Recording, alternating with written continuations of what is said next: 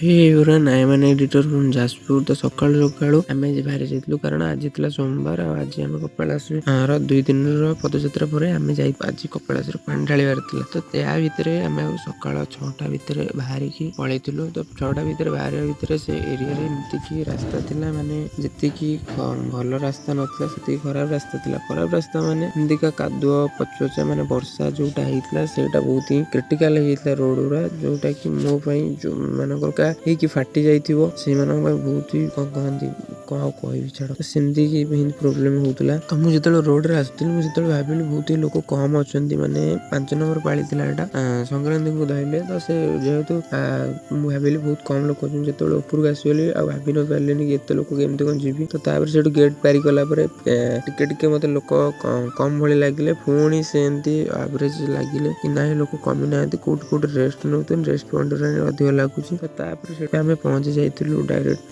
ପାହାଚ ପଟରେ ଯିବାର ଥିଲା। ତ ପାହାଚ ଉପରେ ପହଞ୍ଚି ସାରିଲା ପରେ ପାହାଚରେ ମୁଁ ଯୋଉମାନେ ବି ପାହାଚ ପଟରେ ଯାଉଛନ୍ତି ସେମାନଙ୍କୁ ଗୋଟେ କଥା କହିବି, ବାଟରେ କୋଉଠି ବି ରେଷ୍ଟ ନିଅନ୍ତୁନି, ସ୍ଲୋଲି ହଉ ପଛିକା ଗୋଟେ ରେଞ୍ଜରେ ଯାଆନ୍ତୁ, କନଷ୍ଟାଣ୍ଟଲି ଆରାମସେ ପହଞ୍ଚିଯିବେ। ଆଉ ଯୋଉମାନେ ବି କହୁଛନ୍ତି ବାଟରେ ଅଧା ବାଟରେ ରେଷ୍ଟ ନେଇଥିବା, ତ ସେ ଭୁଲ ଜମା ବି କରନ୍ତୁନି, କାରଣ ୱାନ୍ସ ରହିଗଲେ ମାନେ ନିଜର ମସଲ୍ସ ପୁରା ଲକ୍ ପଡିଯିବ ଆଉ ଯିବାଟା ଆହୁରି କଷ୍ଟ ହେଇଯିବ। କାରଣ ଆମେ ପାହାଚଟା ଚାଲିବା ରୋଡ ଚାଲିବାଟା ଆଉ ପାହାଚଟା ଚଢିବା ବହୁତ କଷ୍ଟ, ମାନେ ଏମିତି ଗୋଡକୁ ଉପରକୁ ଟେକି ଯିବାଟା ମାନେ ପାହାଚ ଚାଲିବାଟା ବହୁତ କ୍ରିଟିକାଲ ହେଇଯିବ। ତ ଯାହା ବି ହଉ ମୁଁ କୋଉଠି ନ ରହିକି ଡାଇରେକ୍ଟ ପହଞ୍ଚି ଯାଇଥିଲି। ତ ସେଠୁ ପହଞ୍ଚିଲା ପରେ କଳସ ପାଣି ଢାଳି ଦେଇଥିଲି। ତ ପାଣି ଢାଳି ସାରିଲା ପରେ ସେଠୁ ବାବାଙ୍କ ଦର୍ଶନ କରିକି ସେଠୁ ଫଟୋ ଉଠି ସାରିଲା ପରେ ସେଠୁ ରିଟର୍ନ ପଳେଇ ଆସିଥିଲି ଝର କତିକି। ତ ବାଟରେ ଯୋଉ ଝର ଦେଖିକି ଯାଇଥିଲି ସେ ମୋଟିଭରେ ଆମେ ଆସିଥିଲୁ କେମିତି ଗୋଟେ ଝରରେ ଗାଧେଇବୁ। ଭାଇ ସେ ଝରର ସତ କଥା କହୁଛି, ଗାଧେଇଲା ପରେ ଏମିତି ଲାଗିଲା କି ଦେହର ସବୁ ପୀଡା କଷ୍ଟ ଦୂର ହେଇଗଲା। ମାନେ ସେ ପାଣି ଯେତେବେଳେ ପହିଲା ମାନେ ଲାଗିଲା ମାନେ 2 ଦିନର କଷ୍ଟ କିଛି ନୁହେଁ।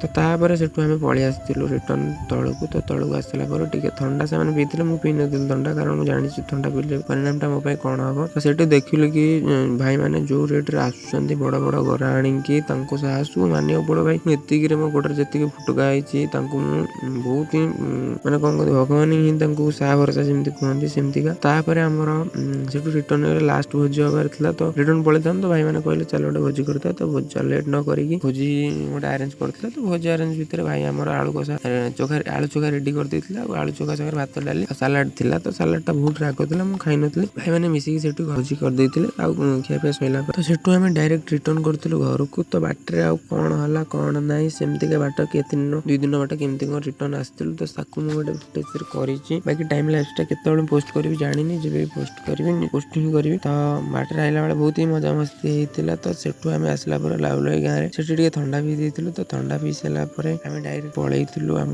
ଗାଁ, ମାନେ ଆମ ଗାଁକୁ ଆସିକି ଆମ ସାଙ୍ଗରେ ଏମିତି ଜିନିଷ ହେଲା ଆମେ ଭାବିନଥିଲୁ। ତ ବ୍ଲଗଟିକୁ ଏଇଠି ରଖୁଛି, ପୁଣି ଦେଖା ଆଉ ଗୋଟେ ଭିଡିଓରେ। ଆଜିର 3ଟା ବ୍ଲଗ ତ ଏଣ୍ଡ କଲି ଏଇଠିକୁ। ତ ଧନ୍ୟବାଦ, ଜୟ ଶ୍ରୀ ଜଗନ୍ନାଥ।